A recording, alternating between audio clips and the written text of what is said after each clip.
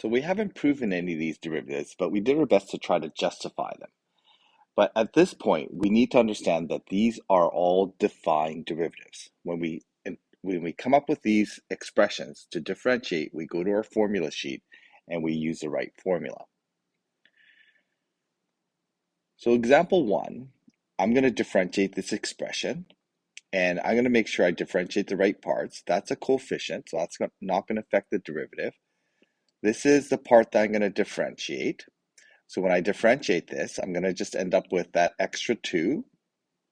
So I'm going to write y prime is equal to, I'm going to have that extra 2. And then when I differentiate 3x, I just get the exact same thing I started with. Except because it's base e, I have to adjust for it by multiplying by log e. So there is my derivative. Okay, I'm just going to group my terms together. So there's my coefficient. And then I just regenerate the 3 to the x function. So exponential functions regenerate themselves when we differentiate. This one here, well, I want base e. And the thing I know about logs is I can actually change the base to any base I want. So what I'm going to do first is I'm going to just rearrange this expression.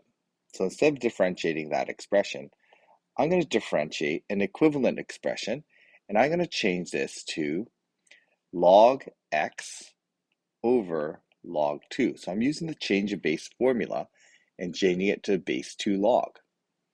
Sorry, base e log.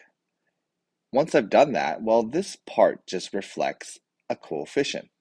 That's just something that doesn't affect my differentiation. So what I'm going to do then is I'm going to take that and differentiate it, and I get my y prime is equal to 3 over log 2. That's the coefficient part of it. And the derivative of log x, well, I can't do any power or anything like that. So I'm just going to go to my formula. Well, derivative of log x is 1 over x. So I'm going to use that one. So then I just put in here 1 over x, and there's my answer. Now let's say that I did this with the formula, with the log. Well, I could do the same thing. So I'm going to go 3, and the log is going to be 1 over x. Okay, so when I differentiate that, but because we have a base 2, I need to remember to divide by log 2.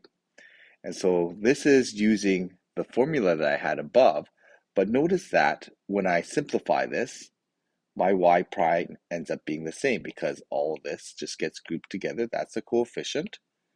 That's just 3 over log 2. And then we have the 1 over x part.